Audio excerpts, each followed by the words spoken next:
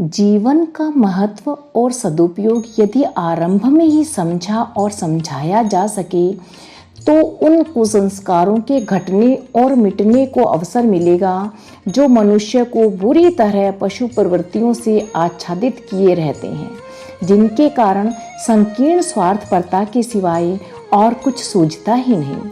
वासना और तृष्णा की पूर्ति के अतिरिक्त और कुछ इच्छा और आकांक्षा उठती ही नहीं। पंडित श्री राम शर्मा आचार्य। पुस्तक का नाम अनाचार से कैसे निपटें। पुस्तक परिचय।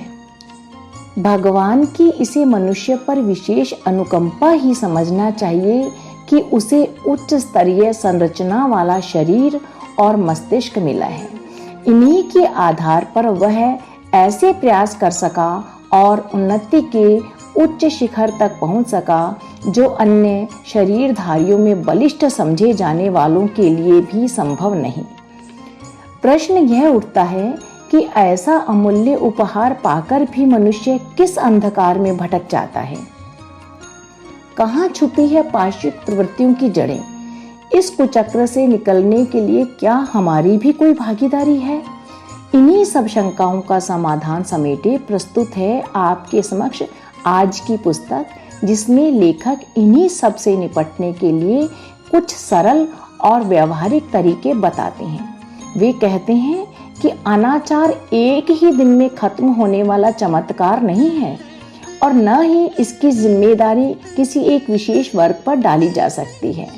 इसे खत्म करने के लिए उसी प्रयास की आवश्यकता है जिससे एक बीज को बड़ा छायादार वृक्ष बनाया जाता है और हर वह व्यक्ति जो सुंदर और सुरक्षित भविष्य का सपना देखता है उसे अपने और अपने आसपास के वातावरण के प्रति सचेत और सावधान रहने की आवश्यकता है।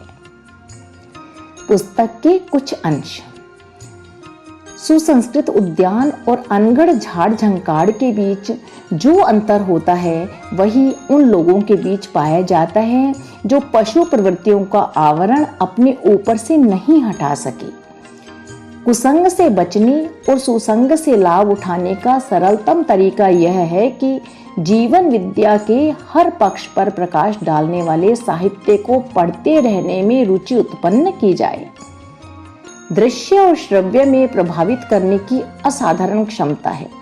इस तथ्य को समझते हुए वही देखा जाए जो उपयोगी है, वही सुना जाए जो सद्विचारों के बीजारोपण एवं उत्पादन में सहायक हो। पूर्व जन्मों के संचित पशु प्रवृत्तियां और वातावरण का प्रभाव भी गिरने गिराने में सहायता करता है। मनुष्य का अपना मौलिक चिंतन, विवेक और दृष्टिकोण आदर्शवादी स्तर का प्रयास पूर्वक ही बनता है। जन्मजात सुसंस्कार लेकर तो कोई विरला ही पैदा होता है। प्रकाश के अभाव का नाम ही अंधकार है।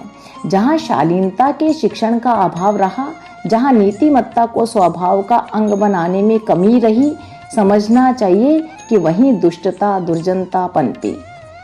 सत्यपरायणों और न्यायनिष्ठों को समय समय पर दूसरों की सहायता भी मिलती रहती है। इतिहास इस बात का साक्षी है कि यदि ऐसा ना हुआ होता तो बहुसंख्यक कुकर्मियों ने इस संसार की समूची शालीनता का भक्षण कर लिया होता। पुस्तक के कुछ बिंदु। अवांछनीयता की जड़ें कैसे कटे। अनाचार का विष वृक्ष उगते ही काटे। दुष्प्रवृत्तियां इस प्रकार पनपती हैं।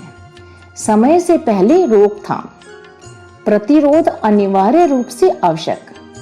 रोकथाम भी और प्रतिरोध भी।